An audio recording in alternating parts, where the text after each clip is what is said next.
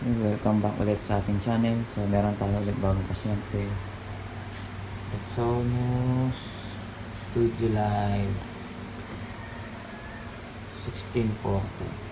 So, ang problem nito, may input, pero wala siyang output. Ayan. Ito yung ano natin, speaker. Wala siyang output. So, okay, try natin gawin or sana maayos ka. Let's go.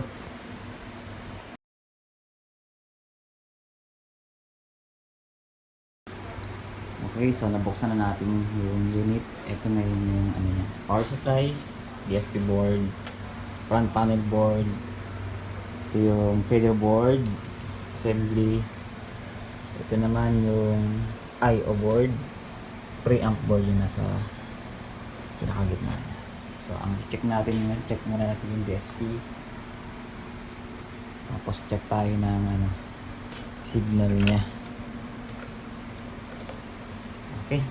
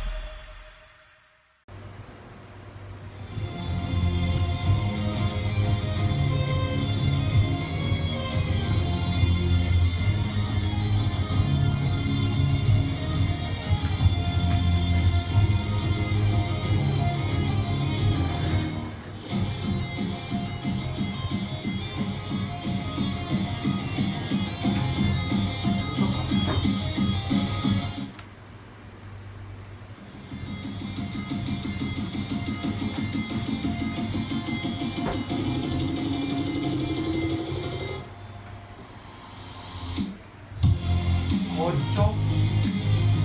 Haba. Tapos yun,